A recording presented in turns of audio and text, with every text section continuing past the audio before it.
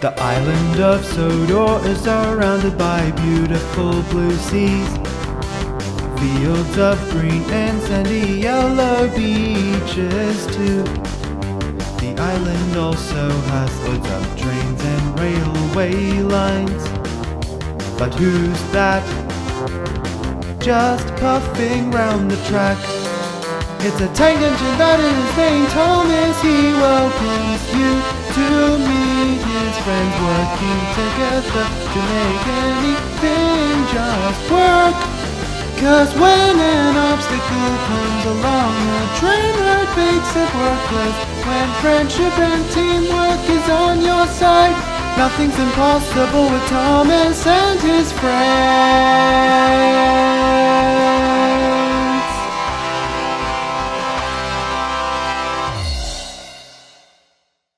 It was a cool, crisp spring evening on the island of Sodor, and all over the island, all of the entrants were finishing off their work for the day. Bill and Ben, the tank engine twins, had just finished delivering the last couple of trucks of China clay to Brendam Docks. Salty was very impressed. "Ah, you did a great job, me lads," he said. "Thanks, Salty," said Ben. "Well, see me in the AM. We'll be coming to help you tomorrow," he replied. "Ah, hold on there, Bill," shouted Salty.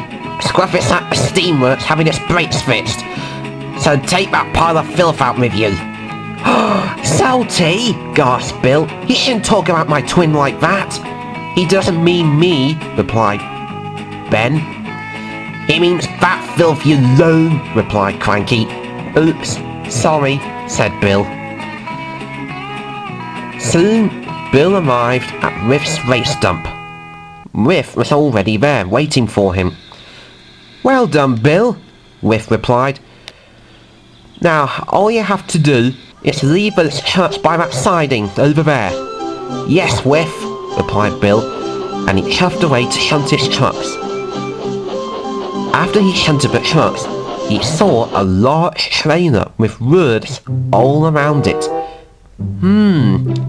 Bill thought. Dumpster writing. The voice of the people. Bill soon began to start reading them. "Up with diesels, down with steamies.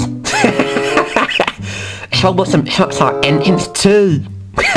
Oh, those trucks. Then, Bill saw something that made his boiler rattle. What's this one? Sir Topham Hatt is a... What? Sir Topham Hatt is a... Whiff was surprised at what he had heard. "Do you breathe with that mouth?" he cried. "Well, sometimes," replied Bill, "but not recently." Just then, Ben arrived. "Hello, Bill. The dock manager said I should come and check if you need any help, but it seems like you've completed the job already." "Never mind that," replied Bill. "Ben, do you know what this word means?" Ben began to read. "Sir Topham Hatt. Hang on, isn't that the fat man we work for?" "No, not that word," replied Bill. "That word." "Oh hey, I think I know what that means," answered Ben. "That's one of those sentence enhancers." "Sentence enhancers?" asked Bill. "You use them if you want to talk fancy," replied Ben. "You just sprinkle it on anything you say and wallop! You get yourself a spicy sentence sandwich." "Oh, I get it," said Ben. "Let me try." "Hello, Ben. Lovely day we're having, isn't it?" "Why, yes it is, Bill," replied Ben. "This day is particularly lovely. How right you are, Ben." "Oh, you're right, Ben," replied Bill. "My lips are tingling from the spiciness of this conversation." "Mine too," added Ben, and the two engines laughed. but they didn't know that a word they were using was a bad word. The next morning, all of the engines were working at the docks when Bill arrived. "Morning, everybody. Nice day we're having, huh?" The engines glared. "Bust my buffers!" cried Dylan to Brian. "Did Bill just say?" "Yes, he did," Brian answered darkly. Just then, Ben puffed up behind his twin. "Hey, Ben," answered Bill. "How are ya?" "Pretty good, Bill," replied Ben. Toby was surprised.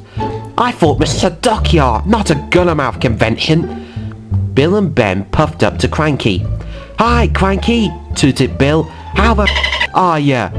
"Nice day we're having, isn't it, Cranky?" Cranky was surprised. "I don't understand," said Thomas. "Bill and Ben are usually hippie, but they don't have to work blue."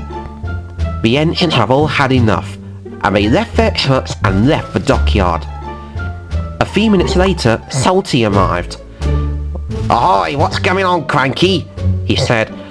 "Everywhere I go, I hear the other engines complaining about the dockyard. What has been happening?"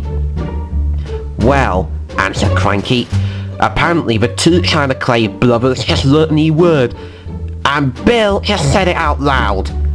"Well, what did he say?" asked Salty. "Well, he said," answered Cranky. Then he whispered. "What? I can't hear you, me hearty." "It's going to be hard for a crane to whisper," grumbled Cranky. "He said the word." "What?" asked Salty. "Grr," growled Cranky. "He said..." "Bill, Ben and Cranky," fumed Salty. "I told him it's hard for a crane to whisper from up here," Cranky snapped back. Bill and Ben were in trouble. "Why, I ought to make the two of you clean the docks for using such language." "But Salty, we're only using our sentence enhancers," answered Bill. "Yeah, it's fancy talk," added Ben. "There ain't nothing fancy about that word," boomed Salty. "You mean..." asked Bill. "Yes, that one," cried Salty. "Now quit saying that. It's a bad word." "Bad word?" cried Bill and Ben. "Yes, sir," boomed Salty. "That's bad word number 11. In fact, there are 13 bad words you should never use." "Don't you mean there are only 7? asked Cranky. "Not if you were a sailor," answered Salty. Cranky sighed heavily. "Wow, 13, pondered Bill. "That's a lot of bad words," added Ben. "Ben!" boomed Salty. "Oops, sorry, Salty," replied Ben. "Okay, you two," Salty answered. "I want you to promise me you'll never use that word again." "We promise," answered the twins. Later that day, Bill and Ben were at Knapford Station talking about what they have done. "Gee, I'm glad Salty told us that word we were using was a bad word," said Bill. "Yeah, me too," added Ben, "because classy engines like us should not stain our lips with cursing." "Yay, verily," agreed Bill. "Now let's play a nice wholesome game of hide and peep." "Oh boy, my favourite," tooted Ben excitedly. "You hide and I will find you and peep loudly." "Okay," replied Bill, and he raced away to find a good place to hide. A few minutes later, Ben was shuffling through Knapford Yards to find his twin. "Ha ha! Found you, Bill!" Ben tooted. "Da!" shouted Bill. "Oh!" gasped Ben. "You said number 11!" Bill tried to talk. I didn't mean... You gotta understand, Ben. I was trying to... what I meant to say... something just slipped out. Look, you gotta understand." "Don't worry, Bill, I understand," replied Ben. He paused impressively. "Salty!" he cried and raced away. "No, wait, Ben!" cried Bill. Bill soon caught up with Ben at the next signal. "Ben, no, please don't tell!" he cried. "But you said..." Now I'm going to tell Salty on you, tooted Bill. Now if I tell first, replied Ben. And they puffed so fast that Steve hadn't got his trailer off the level crossing in time.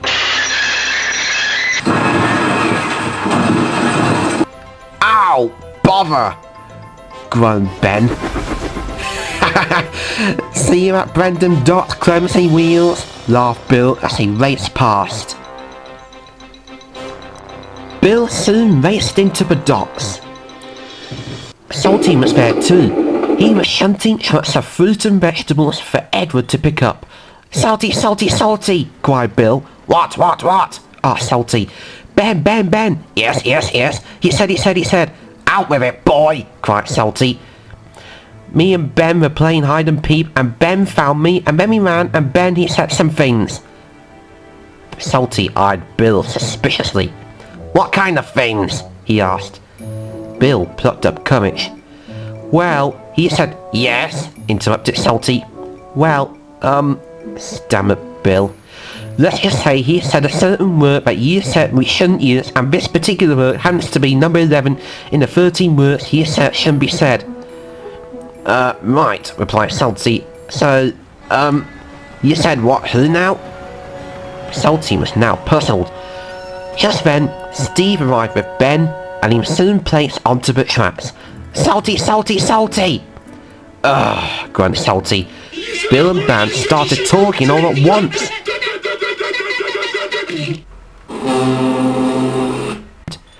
Now, he said, I want you two to calmly tell me what you need to tell me. Understand? Yes, Salty, replied Bill and Ben. He said, damn my ears deceive me. You two should be ashamed. Bill and Ben felt bad. You two need to be taught a lesson, boomed Salty crossly. I thought I made it clear. Never, and I mean never use number 11 or any of the 13 bad words. Now both of you right here. I'll be back. And Salty rattled away. Bill and Ben were worried. They couldn't help wondering what Salty was going to do to them. I'm sorry, Ben, said Bill. Salty was right. There's no need for words like that. I'm sorry too, Bill, replied Ben. Let's make a vow, Ben, replied Bill. From this day forth, the foul words shall never pass our lips. We will be really useful engines, just like good old Salty. Agreed, added Ben. Just then, Salty came back. All right, you two foul mouths. As punishment for fouling me out in my dockyard with your foul words, you're gonna tidy up this dockside from top to bottom. Ow! Oh my buffers! What? Genius puffer! Tracks on it! Tracks! Can't you see I've got buffers here? Oh! 5, 6, 7, counted Bill. 9, added Ben. That's all 13, Ben, cried Bill. We're gonna tell the fat controller, Salty. Salty was worried.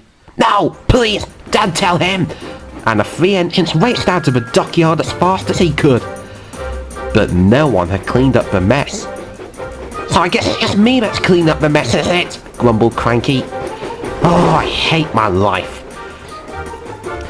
Bill and Ben laughed as they raced to Knapfoot Station, with Salty chasing after them. Wait! Please don't tell the fat controller. I don't think his fat old heart can take it. Soon they all arrived at Knapfoot Station. The fat controller was on the platform. Sir Topham Hatt! Sir Topham Hatt! Cried the twins. Why, hello you three, replied the fat controller. What have you been up to? Bill, Ben and Salty all explained the situation, swearing many times as they did so. He didn't care! Such a stream of... I've never heard in my days! The fat controller was surprised. Oh dear, my poor heart! And then he fainted. All of the engines were shocked. Oh dear, sir, cried Salty. What have these foul-mouthed heathens done to you? You two should be ashamed, he boomed crossly. Making our own boss fight with you. Say the talk. Ugh. Do you tell stories with that mouth, Salty? Yes, that's right, sir. Sir, you're alive, cheered the twins. Yes, the amount of shock I mean, yes, sir, said the Fat Controller sternly. But also, you should all be ashamed. And if you're going to talk like sailors, then you're going to work like sailors. Yes, sir. Sorry, I mean, sir. Soon the three engines were hard at work, shunting trucks into their proper places at Knapford Yards. It was hard work, and the trucks were being troublesome, but they did their best.